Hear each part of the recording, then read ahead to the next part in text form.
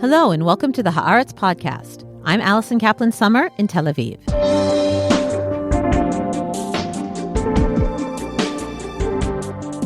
President Donald Trump does not commonly inspire contradictory or ambivalent sentiments. Depending on one's politics, in the United States, his presidencies are viewed as either a much-needed corrector for wokeness run wild, or as an unmitigated, chaotic disaster for democracy, the rule of law, fight against corruption, human rights, and overall stability. But there is at least one place where even those who see themselves as fully committed to democratic values, the rule of law, other norms, have at least a grudging admiration for what the Trump White House has recently accomplished and is trying to achieve in the Middle East. Most Israelis, no matter what their political leanings, believe that if it weren't for Trump, the Gaza war would still be raging and Israeli hostages would still be in Hamas hands. They also believe that nobody but Trump could have gotten Prime Minister Benjamin Netanyahu or his government to sign on to both the ceasefire and to many of the principles of the follow-up plan on Gaza that affirm Palestinian self-determination. Trump is also making a substantial effort to keep Israel's Lebanese and Syrian borders from going from a low heat to boiling hot. How does a liberal, progressive Jew who cares deeply about Israel and about the United States square that circle? To wrestle with the issue of Trump ambivalence and related questions of war, anti-Semitism, and other post-October 7th phenomena, I decided to speak with two people who are deeply engaged with the subject. My conversation with journalist and podcaster Dahlia Lithwick and Haaretz columnist, author, and historian Joshua Leifer is coming up.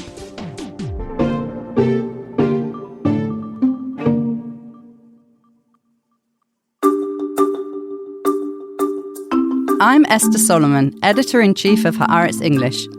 Around the world, the fight is on to preserve critical and independent media. Haaretz, Israel's oldest newspaper, upholds its long tradition of accurate, committed, and incisive journalism, refusing to bend its reporting to pressure from any government or leader. A digital subscription to Haaretz gives you up-to-the-minute news and analysis in English from journalists who live Israel's reality and are committed to covering the Middle East and its global repercussions. At the same time, your subscription supports the cause of a free press that holds the powerful to account in Israel and around the world. I invite you to become a subscriber to Haaretz now. Just go to Haaretz.com and use the code Haaretz10, that's Haaretz with the number 10, for 10% off an annual subscription.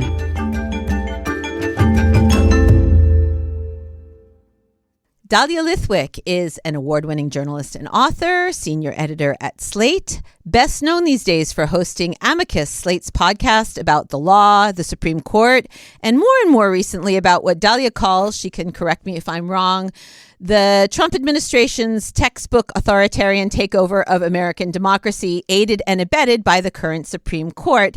Dahlia, welcome. I hope I characterized your views correctly. Feel free to tweak my description. It's good to be back, Allison, and I think that is a perfectly accurate summary of my worldview. Joshua Leifer is a journalist, author, and historian. He is a columnist for Haaretz, writing about the intersection of Israel, America, American Jewry, and anti-Semitism.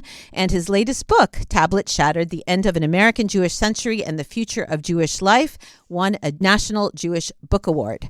Josh, thanks for coming on the podcast, as always. Thanks so much for having me. It's great to be back. Guys, I think my inspiration for this conversation came the night of the Gaza ceasefire, when it was announced that Donald Trump had basically facilitated this 20-point agreement and had convinced Hamas to release all of the hostages as the first step of the implementation of the agreement. That night, I was in Hostage Square. Jared Kushner, Ivanka Trump, Steve Witkoff were being hailed like heroes. The crowds were chanting, "Thank you, Trump, thank you, Trump," waving signs with his name on it, his face on it, praising him. And the very same night, my friends across the United States were getting ready for the next day to go for a No Kings protest across the United States, talking about what terrible damage Trump had doing. So for me, that was like the peak moment of dissonance I've been feeling regarding the damage that I see that Trump is doing in the U.S. and how at the same time he seems to be saving us in Israel from the worst impulses of our Prime Minister, Benjamin Netanyahu. So I thought you two would be the best and smartest people to talk some about this dissonance, how it's landing for you, what you have to say about it, what questions you may have for each other, because you both have different areas of expertise. For background, can I first ask you, Dahlia, you've been so vociferous on your podcast Amicus about what's happening to democracy in America and the rule of law in a way that will affect Americans, in particular American Jews in the Trump administration and the rest of the world as well. Fans of your podcast are well aware of your assessment, but can you give a nutshell version for the folks here and why we should be worried about it, particularly from a Jewish and Israeli perspective? So first of all, I'm just going to apologize. I have a bad cold, and I sound much smokier than I really am. But I apologize in advance. And also, I just want to say it's such a treat to be on with Josh. I just bought your book for my son a few weeks ago, and I'm an immense fan.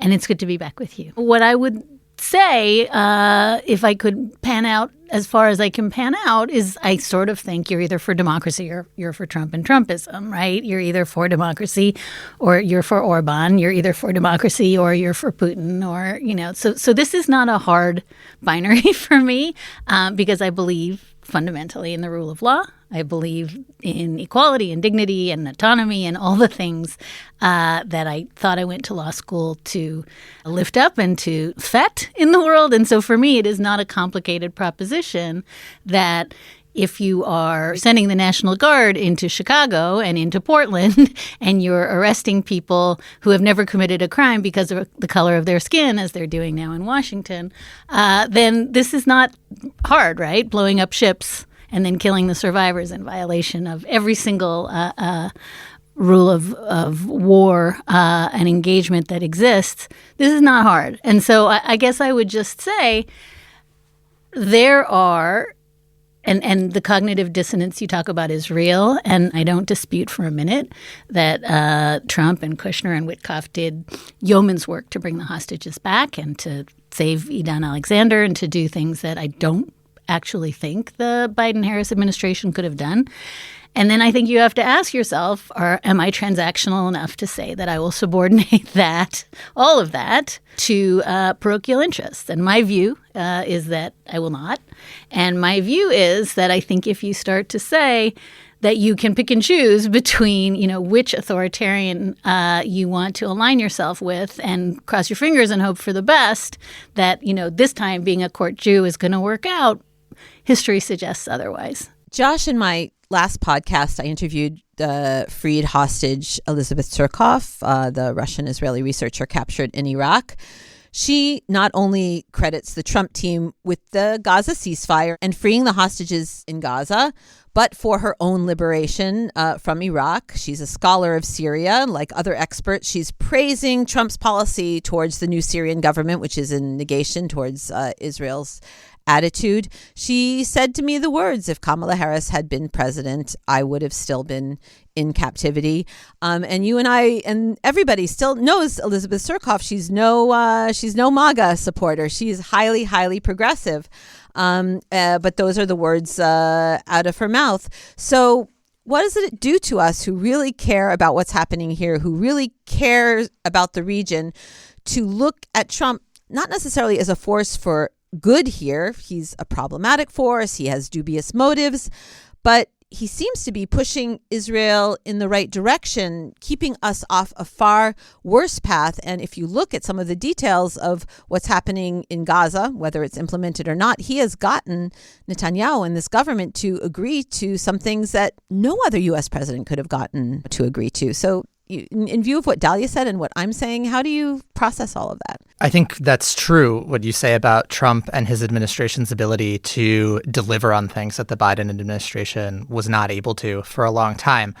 I would actually zoom out to a little bit wider of a geopolitical frame and think about the role that the Gulf states are playing in basically acting as a countervailing force to the conventional organizations of Israel supporting policies in the United States. I was very struck by many of the statements that were made at the Doha forum that took place recently. One of them that stuck in my mind was a quip by Thomas Barak, who is the U.S. envoy to Turkey, I believe. And he said something along the lines of, I'm paraphrasing, like basically in this region, and you could tell that there was something like, and maybe also in the world generally, the best form of rule is a benevolent monarchy. And I think the Trump administration believes that's the case. It doesn't believe in democratic legitimation of its policies and rule of law. And that predilection has also made it a good business partner for the Gulf states. So, but when we come back to the context of Israel-Palestine, what that means is that there's another input into policymaking that has a really strong influence. And the Trump administration is transactional. And they say, the Qataris gave me a $60 million plane. We're doing business. The Saudis want to do business. They want Syria to be to look a certain way. Trump says we can do business. And I think that, so I don't see a contradiction between the way Trump is operating domestically and the way Trump is operating internationally. It just happens to be that the outcome is slightly different because in geopolitics, there are these countervailing interests where the Gulf states want to see something different happen in Gaza than, say, Netanyahu wants. And if I could sort of lacquer onto that, because I completely agree, one other thing to think about, I'm just thinking of Ann Applebaum's recent piece in The Atlantic, essentially saying this is exactly the play with Russia-Ukraine, right? I mean, you have real estate developers who are going in and doing what we think is three-dimensional geopolitical chess, right? No, this is a deal to split resources. This is a deal to enrich oligarchs. None of this is impossible to reconcile with what's exactly the deals that are being cut in the Middle East. It's simply a question of we keep looking at it through this lens of this is three-dimensional geopolitical, chess. And no, this is hungry, hungry hippo. This is dividing the country up so that, very wealthy people will benefit. And does it bring peace and stability? Yeah, but is like Mai Tais on the beach, at a Kushner property, the end game of what we think of as pluralistic, tolerant democracy? I guess if you're Jared Kushner, it is. But Josh, if we Israelis are so desperate for peace and stability, almost at any price, I mean, I used to say that during the time that we were having 5 elections in a row, if there was I don't care how we get there, we just want peace and stability, whether it's through right-wing annexation or left-wing give everything up, if we can just have peace and stability, that's the party I'm going to vote for. Can we say on any level that maybe this administration, which is playing by the rules of kings and warlords and authoritarian prime ministers, is getting things done that we Israelis want done? Can you go that far? I mean, can we, lovers of democracy and rule of law, say that? I mean, no, because we don't know if it's going to actually work yet. Like, I think we have to step back and say there's a lot of noise, and we don't know. Okay, bringing home the hostages was important. I don't know if how much of that has to do with Trump himself and as much has to do with Witkoff and Kushner and their combination of relationships and abilities to achieve what they did. But many presidents' accomplishment rests on their choice of the envoys, staff. Absolutely. I mean, I think that just as we could say that there are opportunities in this geopolitical formation and the way that Trump relates to other states, there are also perils. I mean, I think a lot of an interview that Steve Witkoff did with Tucker Carlson, where they talked a lot about Israel, but they also talked a lot about Russia and Ukraine. And I think Witkoff, in a very honest way, laid out the Trump administration's approach to diplomacy, which in some ways benefits Israel, but in some ways also is very dangerous for Israel. And what I mean by that is Witkoff basically said, there are strong states and there are weak states. Strong states get more of what they want than weak states. If you are losing a war, you don't get, at the end of the war, to be in a better position than the country that's winning the war. So for him, in the context of Ukraine, that means that Russia occupies XYZ territories in the Donbass. Ukraine is not going to get them back because it didn't win them back in the war. In the context of Israel and the Palestinians, in some sense that works out in Israel's favor. Israel is strong vis-a-vis the Palestinians. The Palestinians will have to play by rules that they have not had a say in setting.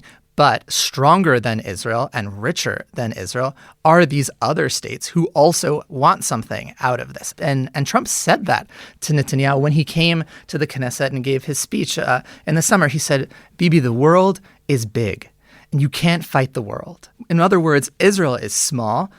These countries are much richer. And Trump, in the end, is going to triangulate between them. So that also means that Israel's not going to get everything So he's saying that you're it not wants. Sparta. Well, you might be Sparta, but there might be another bigger power. And we saw that immediately with Netanyahu missed out on the Saudi normalization train, at least for now. And so the Saudis are going to get the F-35s. They may get a civilian nuclear program.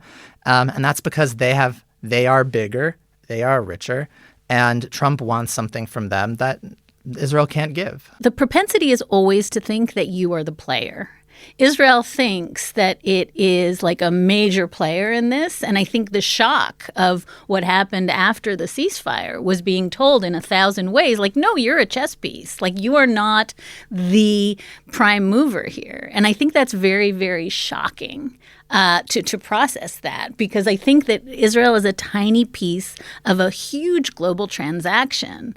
And the reason, again, that this feels like cognitive dissonance isn't so much, wait, but like it's stable and some things are happening and there was a ceasefire and we got hostages back. It's the thinking that that's because Israel's in charge. And what happened in 1,000 ways was that we were like a part of a huge, huge, huge strategy here.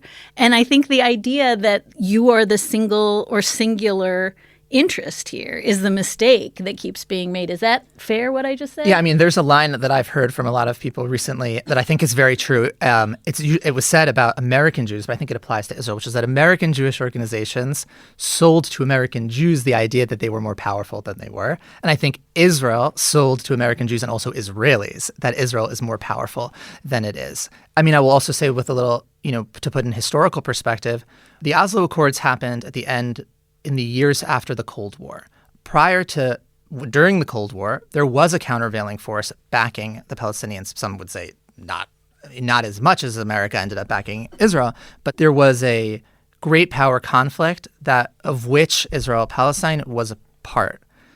After the fall of the Soviet Union, that wasn't the case anymore. And basically, there wasn't really any regional pushing of serious weight that was influential in American policy circles. That's no longer the case because we're in a new era of great power conflict. It's not a bipolar division of the world the way that it was during the Cold War between the U.S.-led bloc and the Soviet bloc. It's now a little bit more complicated where you have Russia, Iran, China, the Gulf. They're all sometimes aligned, sometimes they're not aligned. But that does mean that there are now new forces that are seeking to shape the region. And I think American Jews and also Israelis just really got used to like this hiatus from the 90s to like 2023, you could say, where there wasn't really any serious competition for the relationship between Israel and the United States. Let's pivot from geopolitics to something a little more simplistic, presidential pardons. Israelis were shocked, I think, really reeling when Donald Trump came to the Knesset, stood up, turned to President Isaac Herzog and said, look what he's doing for you. Give the guy a pardon. Formally, he submitted it about a month later. And then about a month later, after that, Netanyahu himself, put in his request for a pardon. Many say, emboldened by Trump's move. Dahlia, how weird and unusual is it for foreign leaders to be intervening in another country's legal system, lobbying for pardons for other foreign leaders? And, maybe it's simply a case of Trump trying to transfer what he understands as a president's right for his, political allies, for his friends, for people that he thinks were mistreated to get a pardon. How much is this is Trump misunderstanding the Israeli system? How much is this him projecting his feelings about himself on Netanyahu? How did that pardon land for you, or that pardon request by Trump land for you? what was the turn of phrase in Trump 1.0? Don't take him literally, but take him seriously. I neither take him literally nor seriously on matters where he's just so far out over his skis that he doesn't understand that he's in a different country with a different set of presidential powers, that the president of Israel doesn't have the pardon power that he has, and that they're not analogous things, and that Israeli pardons are remarkably different. Is it ridiculous to go to another country's parliament and dictate the terms of a sovereign state's, internal politics? Why, yes. Yes, it is. Does it surprise me? Not at all. I guess I would just add one layer to this, which is, the sort of myopic sense that all presidents are me and all presidents should do what I would do, and having sort of arrogated to myself all sorts of weird, legal monarchic powers. Why wouldn't I just sort of assume that every president can do the same thing, and not understanding what the Israeli presidency is? Well, none of that actually surprises me, because it is, again, the weird solipsism of a Donald Trump. I think that it's worth connecting the dots back to the judicial reform and back to the same players in the American conservative legal movement, right? Federalist Society. Those are the same players that were trying to do jurisdiction stripping, that were trying to weaken the Supreme Court, that are still trying in many ways to do to the Israeli judiciary what's been done to the American judiciary. So these things aren't accidents. These ideas, and if you think back to the discourse around the judicial reform, again, it was so mindlessly America-centric. It was so rooted in the American constitutional system without any real regard for how the Israeli constitution works or how the judiciary operates here. Israeli constitution. There is no Israeli constitution. But I think part of the problem was the whole reform was cherry picking, right? We're going to take the Canadian notwithstanding clause. We're going to take, without any real regard for the fact that this is a sovereign nation that has its own highly developed sovereign judicial approach to the world. And so I think it's part, again, of this deep American exceptionalist idea that what works for me, right, works around the world. And so I want to just be very clear. I think that in much the same way that a lot of the drafters of the Orban playbook, who have been very much a part of drafting the Bibi playbook, are the same people who are doing a lot of the same moves in the United States and arrogating massive, massive powers to the president that don't actually exist, is very much of a piece with that. And so saying forget the legal judiciary system, pardon the guy, is kind of part of the thinking of that It's playbook. part of the play, and I think it's also part of, and I think President Herzog was really clear when he was like, we're a sovereign state, we don't actually take orders from you. Even though he might do it. He may do it, although he will, whatever he does, I think won't be because Trump told him to. But I do think it's really, really important, again, just to go back to the initial point that I think we're both making, is that we keep making the mistake of thinking this is about Israel. This is exactly the sort of stuff that is ding, ding, ding, ding, ding, the Orban playbook. Josh, I want you to respond, but I'll just throw in that you wrote a column for Haaretz about what Trump might be expecting in return for this cheerleading for a pardon for Netanyahu. So I want you to respond to what Dahlia's saying, but also maybe touch on that as well. Yeah, I guess I can start with the second part, which is that column was speculative in the sense that I don't think we can know necessarily what Netanyahu has promised Trump. If the ceasefire agreement moves to its phase 2, and there are PA-trained policemen who take up posts inside the Gaza Strip, despite everything that Netanyahu said, then I would say would seem to me externally that somehow Trump did say, you want me to put my finger on the scales about this thing, which I don't have. He doesn't have any values-based opposition to doing anyway. Sure, who cares?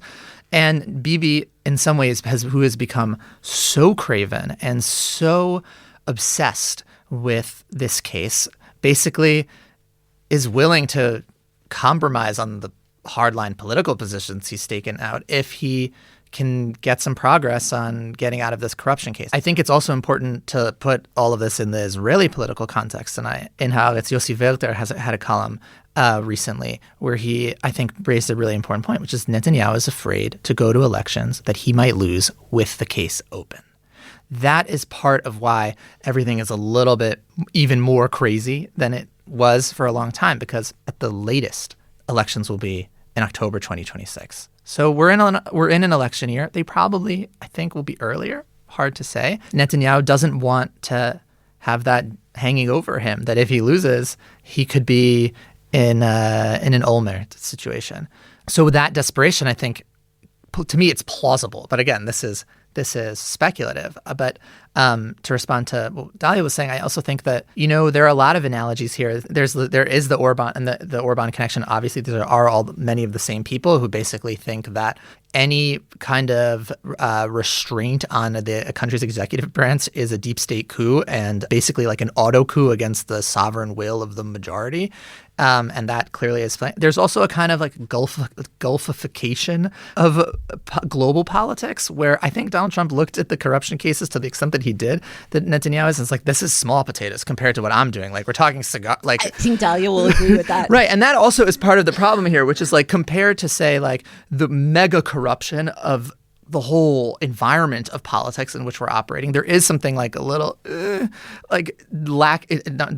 the last person to belittle the misrule of Netanyahu, but I don't think that like the primary thing he should be on trial for is necessarily the corruption. I mean, it's also the corruption, but there's a lot of other things too. Gifts, family, influence, selling, all these things, like that is just how politics is working now, in tandem with the kind of global revolt against rule of law and responsible judiciaries, and they're part of the same process, I would argue. If I'm trying to like pull on the threads in the two contexts, if you think about trying to like train a polity to understand that at the end of the day, democracy is a protection racket, right? The pardon is kind of the apex of that, right? It is a way of handing out favors for the people who do favors for you. And I say this all the time on my show, and I deeply believe it. There is this kind of intangible element here, which is raising questions about the judicial process, raising questions about prosecutors, right? It's the whole deep state story.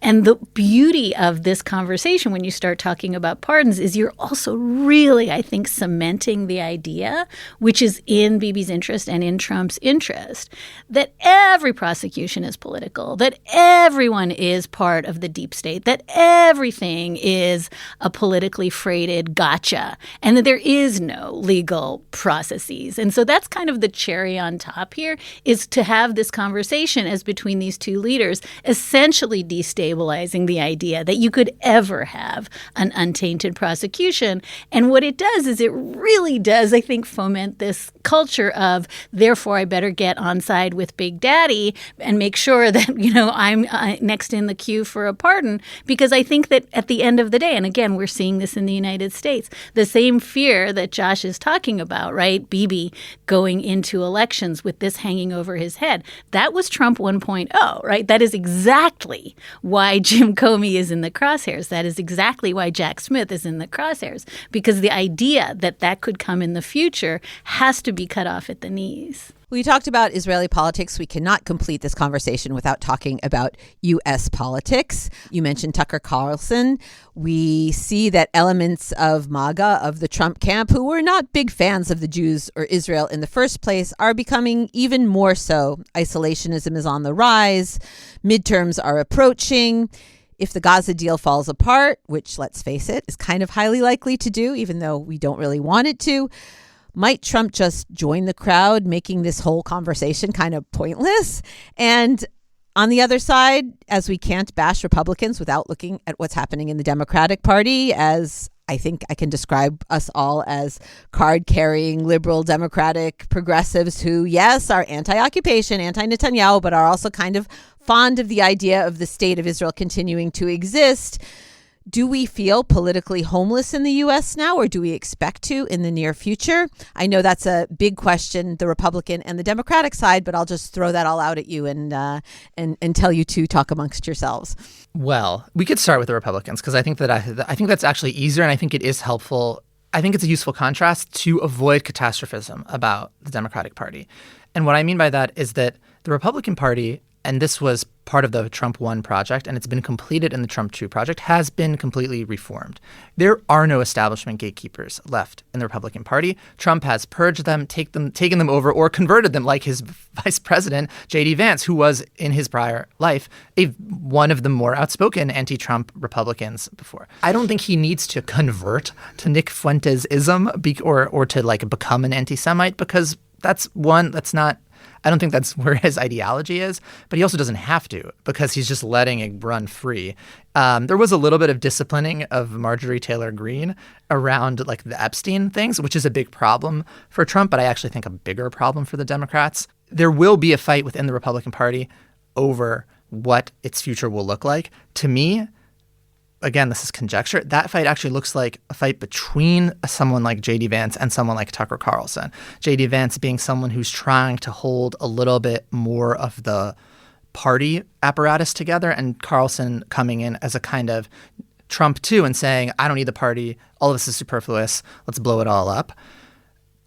I was in the States for a speaking tour for about a month recently, and I was actually struck by the way that the Democratic Party, for all of my criticism of it, still has pretty strong institutional gatekeepers. And it's true. In the media ecosystem and let's say in the streets, there are expressions that I don't like and that make me uncomfortable. They find very little expression, I think, within party spaces. Let's say we take as true the kind of popularized stat that I think the commentator John Gantz has raised, that something like 30 to 40% of Republican staffers are basically neo-Nazis. 30 to 40% of Democratic Party staffers are not whatever the left equivalent would be. And that is an important distinction, I think. I think that the dynamics of activist movements in the Democratic Party don't always work out to the way that the activist movements want. And so if you take, for example, a recent op-ed by Ben Rhodes in the New York Times, where it starts really strident, and you're like, this is coming out of the progressive flank of the Democratic Party that's extremely angry about the Biden administration's handling of Gaza. But then when you get to the policy things, now there are some things that people might not like, but it ends with, it's not opposed to the existence of the state of Israel. It says Israel should have a democratic leadership, and Netanyahu should be opposed, and what he's doing in the West Bank and Gaza should be opposed. And there's the centerpiece of that agenda is conditional military aid. That's very different than even, say, like what in New York Zohran Mamdani has proposed. I was about to say we're talking about Mamdani hysteria. Right, but I guess what I'm saying is, like, I think that the reaction to Mamdani has occluded the actual dynamics within the Democratic Party. The activist DSA wing may think that Mamdani is going to mean that U.S. policy will look like what he wants, but it's more likely to look like what Ben Rhodes has sketched out in that piece. I think there is some utility in having the scales fall off our eyes and say, like, there is a really strong and strident anti-Semitic tranche of the Republican Party. And the idea that, Jews, it sort of goes back to where we started. Just as I think there was an idea that Israel always had a special protected, inviolate status within American policy. I think that Jews thought that within the United States, the GOP treated them as an end in themselves. That is not true. It was always, I think, a means to an end for a big chunk of, I think, both parties. And I think that there is some utility in having that named and having that a thing, because for the longest time, the idea that your enemy's enemy was your friend was the way we processed party politics in the United States. And at some point, that's just pointless. And so to me, is it shocking and horrible about, Nick Fuentes and Tucker Carlson? And listen, I lived in Charlottesville in 2017 when the Nazis were marching, through the town. So does any of this surprise me? Not really. Is there utility in saying, okay, we are not an end in ourselves in the United States? How could we be? We have some influence, and that has to be deployed strategically. And again, the way I see it, again, as a Supreme Court reporter, is for the longest time, the Jews of the United States lashed themselves to the Democratic Party, believing that it protected their interests. And then, as you can recall, we've even talked about it, there was a split right? Where Orthodox Jews said, no, we're with the evangelicals now. We're going to win at the court with the evangelicals. And I remember thinking at the time, a rising tide doesn't always lift all the boats. And we have seen at the U.S. Supreme Court that it is great to be an evangelical under the Roberts Court and less great to be a Jew. No surprises there. So I think we have to really go back to understanding if this is transactional, how do we best think about it as transactional and kind of get away from the magical thinking that said that either of the two parties treated America's Jews as ends in themselves. I just don't think that was ever true, and maybe best to name it and move on. Yeah, I mean, that goes back to that clip that I like about American Jewish organizations having sold to American Jews that they are more powerful than they are. And it happens to be the case that American Jews over the course of the 20th century, and this is one of the arguments I make in the book Tablet Chatter. I was about to say, when Dahlia was making her comments, if you want to hear more, read Josh's book. Yeah. One of the arguments that I make in the book is that the 20th century saw this remarkable sort of burst into the mainstream of American Jews, both in culture but also in politics, that in some sense fooled American Jews about their own centrality to America. And I think one way to think about American politics right now is that American Jews have to compete for influence within the party system, just like all the other groups. And it happens to be the case that American Jews are much less organized politically, certainly with the exception of Orthodox groups. American non-Orthodox Jews are much less organized, much less coherent as a political force than they were in, let's say, the 60s and 70s. And that means that as new immigrant groups that are better organized, that are coming in with a more cohesive sense of group identity and group interests come, American Jews will have to compete with them. And they may not win all the time because they already have not won all the time. They have already not won. I mean, fine. I'm going to bring an example that I might get in trouble with because I think it encapsulates something that is just whether we think it's good or bad. It's just, I think it's true. And it relates to the challenge that Dahlia was raising, which is that there was on campus in the last couple of years, one of the racial minority affinity groups brought a speaker who had said some anti-Semitic things in the past. And the Jewish Hillel staff went to the administrators and said, how could you bring this person? They've said these things in the past. What do you mean? This is like an anti-racist thing. And they said, well, we believe in expanding the range of people who get represented on stage. And that means that you, read privileged white Jew, may have to hear things that you are uncomfortable with.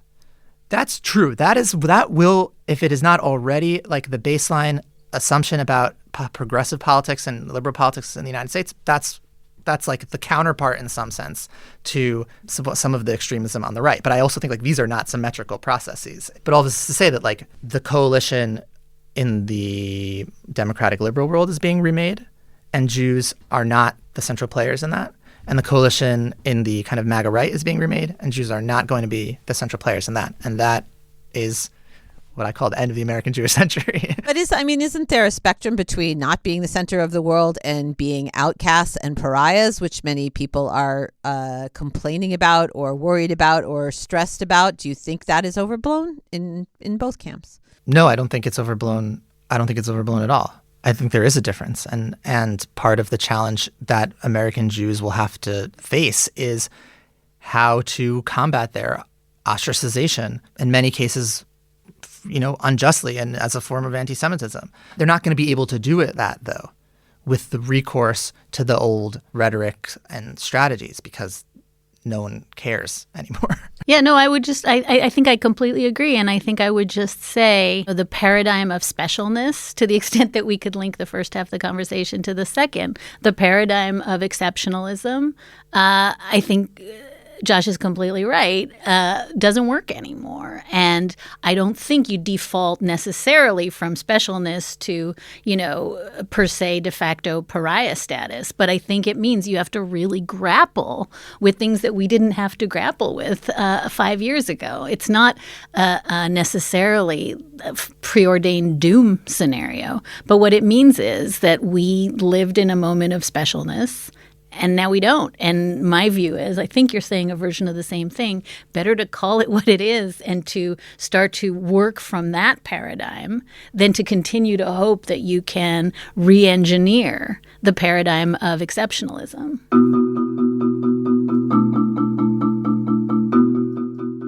Dahlia, Josh, you reinforced my instinct that it would be very, very interesting, educational, helpful to put you two in a room to discuss all of these issues. We talked about grappling. Thank you for grappling for me. It was wonderful hearing from you, and I invite both of you to come on in the future as well.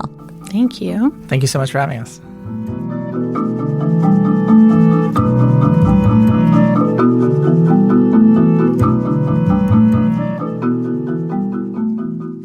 And that's it for this episode of the Haaretz Podcast. Thanks to my guests, Dahlia Lithwick and Joshua Leifer, and to producer Dan Brumer and editor Nara Malkin.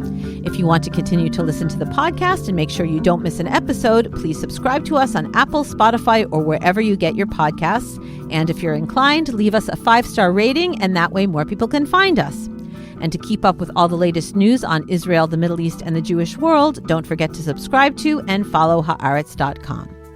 I'm Allison Kaplan Sommer, and until next time, shalom from Tel Aviv.